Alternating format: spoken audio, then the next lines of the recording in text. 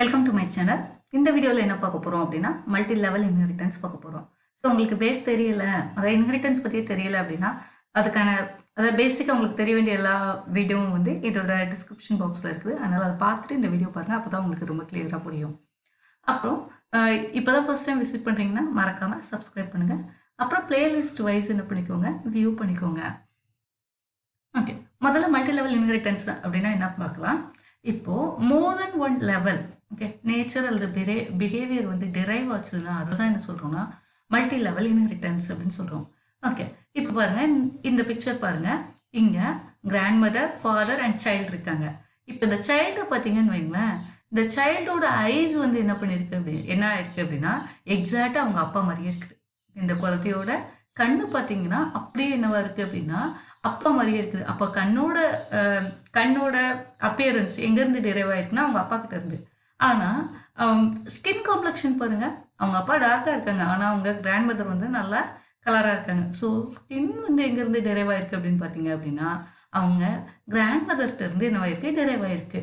அப்போது அதாவது அப்பா கிட்ட இருந்து சில நேச்சரும் அப்பாவோட அம்மா கிட்ட இருந்து சில நேச்சரும் ஓகே இப்படி டிரைவ் ஆச்சுன்னா இதுதான் என்ன சொல்கிறோம் அப்படின்னா மல்டி லெவல் இன்ஹெரிட்டன்ஸ் அப்படின்னு சொல்கிறோம். இந்த மாதிரி டிரைவ் ஆகுதுன்னு சொல்கிறோம், மல்டி லெவல் இன்ஹெரிட்டன்ஸ் சொல்கிறோம். ஸோ இதுக்கு டெஃபினிஷன் பார்த்தோம்னா a derived class from another derived class. Okay, அதாவது பாட்டிக்கிட்ட இருந்து அப்பா கிட்ட இருந்து நேச்சர் இருந்து அம்மாவுக்கு அப்படின்னு சொல்கிறோம் பார்த்தீங்களா, இதுதான். ஓகே, மேபி அப்பா டிரைவ் பண்ணும்போது அம்மாவோட அதாவது அவங்க அம்மாவோட இன்டெலிஜென்ஸ் மட்டும் டிரைவ் ஆயிருக்கும். ஆனால் என்ன இருக்குது, அவங்களோட அப்பியரன்ஸ் வந்து என்ன ஆகலை, அவங்க அப்பாவுக்கு டிரைவ் ஆகலை. ஆனால் அவங்களோட குழந்தைக்குன்னு சொல்லும்போது என்ன ஆயிடுச்சு அப்படின்னா அவங்க பாட்டியோட நேச்சரும் என்ன ஆயிடுச்சு, டிரைவ் ஆயிருக்கு. ஓகே, அதனால தான் என்ன சொல்கிறோம் அப்படின்னா a derived class from another derived class. அதை தான் நம்ம என்ன சொல்கிறோம் அப்படின்னா மல்டி லெவல் இன்ஹெரிட்டன்ஸ் அப்படின்னு சொல்கிறோம். ஸோ C++ல அப்படின்னு பார்த்தோம்னா கிளாஸ் ஏ அப்படின்னு சொல்கிறீங்கன்னு வைங்களேன், இது பேஸ் கிளாஸ். ஓகே, ஏயோட நேச்சர் பிக்கு டிரைவ் பண்ணுறோம். ஓகே, ஏலேருந்து என்ன பண்ணுறோம், பியை டிரைவ் பண்ணுறோம். அப்போ ஏல இருக்க எல்லா டேட்டா மெம்பர் ஃபங்க்ஷனும் என்னவாக இருக்கும், பியில் விசிபிள் இருக்கும், அதாவது பப்ளிக் டேட்டா மெம்பர்ஸ். ஓகே, இப்போ பி என்னன்னா act as intermediate base class. ஏன்னா பியிலேருந்து என்ன பண்ணுறோம், சின்னு இன்னொரு derived class. Okay, derived class from another derived class. B வந்து derived ஃப்ரம் ஏ. இப்போ என்ன பண்ணுறோம், சி என்ன பண்ணுறோம், பியிலேருந்து டிரைவ் பண்ணுறோம். ஓகே, அதனால பி என்ன சொல்லலாம், இன்டர்மீடியட் பேஸ் கிளாஸ் அப்படின்னு சொல்லலாம். இப்போ சி என்ன சொல்கிறோம், derived கிளாஸ்ன்னு சொல்கிறோம். சிக்கு என்ன இருக்குன்னா ஏயோட டேட்டா மெம்பர் ஃபங்க்ஷனை ஆக்சஸ் பண்ணுற எபிலிட்டி இருக்கும், பியோட டேட்டா மெம்பர் ஃபங்க்ஷனை ஆக்சஸ் பண்ணுற எபிலிட்டியும் இருக்கும். ஓகே, ஸோ ஏபி ரெண்டுலேயும் இருக்கிற பப்ளிக் டேட்டா மெம்பர் ஃபங்க்ஷன் இதை நம்ம என்ன பண்ணலாம் அப்படின்னா சியில் ஆக்சஸ் பண்ணலாம். ஓகே, இப்போ ஒரு எக்ஸாம்பிள் ப்ரோக்ராம் பார்க்கலாம். இப்போ பேஸ் 1 அப்படின்னு சொல்கிறது என்ன சொல்கிறேன் அப்படின்னா என்னோட ஃபர்ஸ்ட் கிளாஸ். ஓகே, இதுதான் பேஸ் கிளாஸ். இதோட டேட்டா மெம்பர் ஏ, இதோட மெத்தட் வந்து கெட் ஏயை ரீட் பண்ணுறதுக்கு. இப்போது பேஸ் 2 அப்படிங்கிறது என்னோட இன்னொரு class. Okay, intermediate derived class. அதாவது intermediate base class, sorry base 2ங்கிறது இன்டர்மீடியட் பேஸ் கிளாஸ். இது என்ன பண்ணியிருக்கேன்னா பேஸ் 1லேருந்து டிரைவ் பண்ணியிருக்கேன். பேஸ் 1லேருந்து ஃபீச்சர்ஸ் என்ன பண்ணியிருக்கேன், டிரைவ் பண்ணியிருக்கேன் பேஸ் 2க்கு. அது போக பேஸ் 2க்கான யூனிக் நேச்சரும் இங்கே இருக்குது. ஓகே, ஸோ யூனிக் நேச்சர்னு சொன்னால் ஒரு டேட்டா மெம்பர் பியும் கெட் பிங்கிறது அதோட மெத்தட். அப்புறம் இன்னொரு கிளாஸ் பேஸ் 3. இது என்ன பண்ணியிருக்கு அப்படின்னா பேஸ் 2வை டிரைவ் பண்ணியிருக்கு. இது என்ன பண்ணியிருக்கு, பேஸ் 2வை டிரைவ் பண்ணியிருக்கு. அந்த மாதிரி ஆக்சஸ் விசிபிலிட்டி மோட் பார்த்தீங்கன்னா பப்ளிக் விசிபிலிட்டி மோட். விசிபிலிட்டி மோட்னு பார்த்தோம்னா பப்ளிக் விசிபிலிட்டி மோட். அப்போது அண்டர் பப்ளிக் இருக்கிற எல்லாமே என்னவாக இருக்கும், அடுத்த லெவலுக்கு இன்ஹெரிட் ஆகிருக்கும்.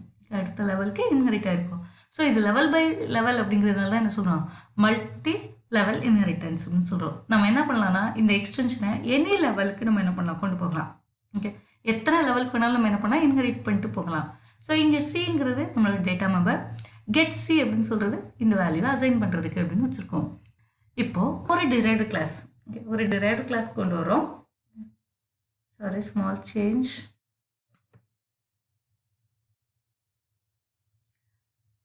இப்போ அதாவது இங்கே இருக்கிற எல்லாத்தையும்லாம் டிரைவ் பண்ண வேண்டாம். நீங்கள் டைரெக்டாக என்ன பண்ணால் போதும்னா பேஸ் 3யை மட்டும் டிரைவ் பண்ணால் போதும். இதெல்லாம் தேவையே இல்லை. ஏன்னா பேஸ் 1 பேஸ் 2 இருக்குல்ல, அதெல்லாம் எங்கே இருக்குது அப்படின்னா அதோட விசிபிலிட்டி மோடு எங்கே இருக்குது அப்படின்னு பார்த்தீங்க அப்படின்னா அது எல்லாத்தோட விசிபிலிட்டி மோடும் எங்கே இருக்குது அப்படின்னா பேஸ் 3ல் இருக்குது. அதனால் நம்ம வந்து டைரெக்டாக பேஸ் 3 மட்டும் இன்ஹெரிட் பண்ணாலே பேஸ் 3யோட விசிபிலிட்டி எங்கே இருக்கும் அப்படின்னு பார்த்தீங்க அப்படின்னா பேஸ் 2 பேஸ் 1ஓட விசிபிலிட்டி டிரைவ்டு கிளாஸில் இருக்கும். ஸோ இந்த டிரைவ்டு கிளாஸ் அப்படின்னு பார்த்தோம்னு வைங்களேன், டி வந்து இதோட யூனிக் டேட்டா மெம்பர். அது போக என்ன பண்ணிருக்கோம்னா கெட் டியூ டிஸ்பிளேவும் வச்சுருக்கோம். கெட் டியூ டிஸ்பிளேவும் வச்சுருக்கோம். ஸோ இப்போ டிரைவ்டு கிளாஸ்க்கு ஒரு ஆப்ஜெக்ட் க்ரியேட் பண்ணுறோன்னு வைங்களேன், டிங்கிறது ஆப்ஜெக்டாக இருந்துச்சுன்னா மெமரி அலோகேட் ஆகும். ஓகே, ஸோ மெமரி அலோகேட் ஆகும்போது டியோட unique data member. Okay, public செக்ஷனில் என்னெல்லாம் இருக்கும் அப்படின்னு பார்த்தீங்கன்னா அதாவது டியோட பப்ளிக் மெம்பர் ஃபங்க்ஷன் கெட் டியும் டிஸ்பிளேவும் இருக்கும். அது போக கெட் ஏ மெத்தட் இது எங்கேருந்து வந்துச்சு அப்படின்னா from base class. Get B எங்கேருந்து வந்துச்சுன்னா பேஸ் 2லேருந்து. கெட் சி எங்கே இருந்துச்சு வந்துச்சுன்னா பேஸ் 3லேருந்து. ஓகே, ஸோ என்னெல்லாம் மெத்தட் நம்ம உள்ளே சொல்லியிருக்கோமோ அது எல்லாமே எங்கே இருக்கும், நம்மளோட டிரைவ்டு கிளாஸ்க்காக இருக்கும். ஓகே, ஸோ ஏற்கனவே C++ என்ன பண்ணுவோம் அப்படின்னா ஆப்ஜெக்ட் ப்ராபப்ளி என்ன பண்ணுவோம்னா டிரைவ்டு கிளாஸ் தான் கிரியேட் பண்ணுவோம். ஏன்னா அந்த டிரைவ்டு கிளாஸ் ஆப்ஜெக்டை வச்சு தான் நம்மளால் என்ன பண்ண முடியும் அப்படின்னா ரிமைனிங் இருக்கிற எல்லா கிளாஸில் இருக்க டேட்டா மெம்பர் ஃபங்க்ஷனை ஆக்சஸ் பண்ண முடியும். அதனால எப்போவுமே என்ன பண்ணுவோம், டிரைவ்டு கிளாஸ்க்கு ஆப்ஜெக்ட் கிரியேட் பண்ணுவோம். ஓகே, இப்போ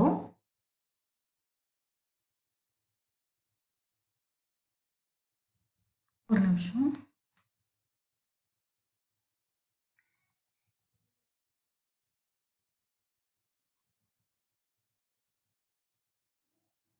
ஓகே, ஸோ நம்மளோட டிரைவ்டு கிளாஸ் இப்போ தான் டிரைவ் பண்ணியிருக்கோம். அது போக ஆப்ஜெக்ட் வந்து ப்ராபப்ளி நான் என்ன பண்ணுறேன்னா பேஸ் 3க்கு இங்கே பாருங்கள், அடுத்த ஆப்ஜெக்ட் என்ன பண்ணுறேன் அப்படின்னா பேஸ் 3க்கு எக்ஸ்னு ஒரு ஆப்ஜெக்ட் கிரியேட் பண்ணுறேன்னு வச்சுக்கோங்களேன். பேஸ் 3க்கு எக்ஸ்னு ஒரு ஆப்ஜெக்ட் கிரியேட் பண்ணுறேன்னு வச்சுக்கோங்களேன். அந்த ஆப்ஜெக்ட் இப்படி தான் இருக்கும். ஓகே, ஏ எங்கேருந்து வந்திருக்கும், பேஸ் 1லேருந்து வந்திருக்கும். பி எங்கேருந்து வந்திருக்கும், பேஸ் 2லேருந்து வந்திருக்கும். கெட் சி எங்கே இருக்குது அப்படின்னு பார்த்தீங்க அப்படின்னா அது பேஸ் 3க்குள்ளே இருக்குது. கெட் சிங்கிறது எங்கே இருக்குது, பேஸ் 3க்குள்ளே இருக்குது. ஓகேவா, ஸோ பேஸ் 3யோட ப்ரைவேட் டேட்டா மெம்பர் சி மட்டும் என்னவா இருக்கும்னா இங்கே விசிபிளாக இருக்கும். அண்டர் ப்ரைவேட் செக்ஷன் எதுதான் விசிபிளாக இருக்கும், சி மட்டும் தான் என்னவா இருக்கும், விசிபிளாக இருக்கும். ஓகேவா, ஸோ இப்படி தான் என்ன பண்ணுறோம் அப்படின்னா இதோட விசிபிலிட்டி இருக்குது. ஸோ நீங்கள் பேஸ் 2க்கும் ஆப்ஜெக்ட் கிரியேட் பண்ணலாம், பேஸ் 3க்கும் ஆப்ஜெக்ட் கிரியேட் பண்ணலாம், டிரைவ்டு கிளாஸ்க்கும் என்ன பண்ணலாம், ஆப்ஜெக்ட் கிரியேட் பண்ணலாம். ஆனால் எது வரைக்கும் நம்ம வச்சுருக்கோமோ அதுக்கு மட்டும் என்ன இருக்கும், விசிபிலிட்டி இருக்கும். ஓகேவா, ஸோ இப்போ எக்ஸாம்பிள் ப்ரோக்ராம் பார்க்கலாம்.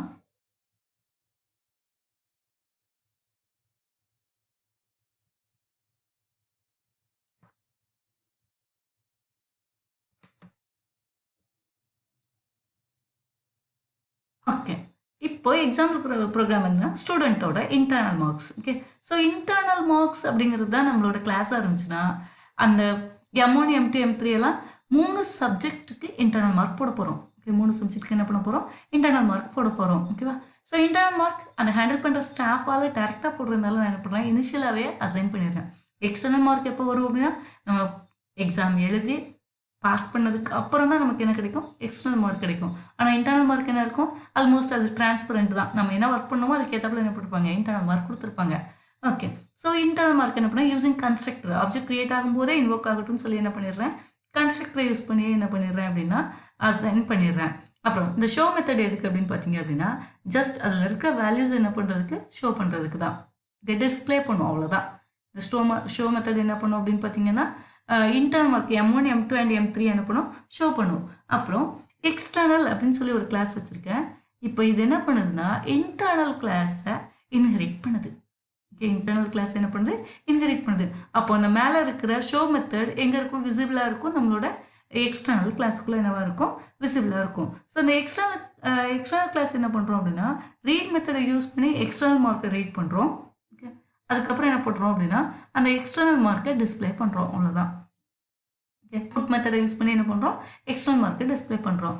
இப்போ என்ன பண்ணுறேன்னா மார்க்ஸ் 3வது கிளாஸ் வச்சுருக்கேன். இந்த கிளாஸ் என்ன பண்ணுறேன்னா அந்த இன்டர்மீடியட் பேஸ் கிளாஸ்லேருந்து டிரைவ் பண்ணுறேன்.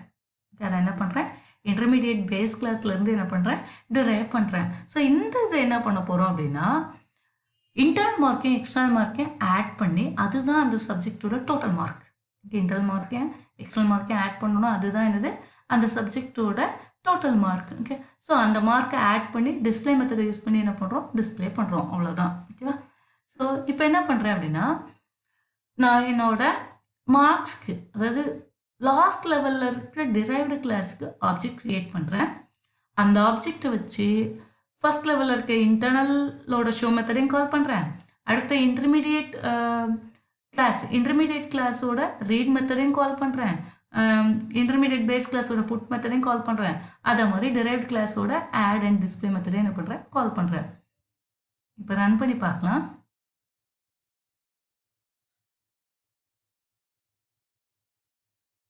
பை டிஃபால்ட் என்ன பண்ணிடும், அந்த ஷோ மெத்தட் என்ன பண்ணுறோம், இன்டர்னல் மார்க்கை டிஸ்பிளே பண்ணிடும்.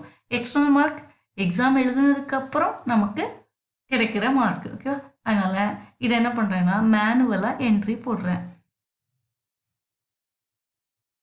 ஓகே, சாரி, இதெல்லாம் அவுட் ஆஃப் 75.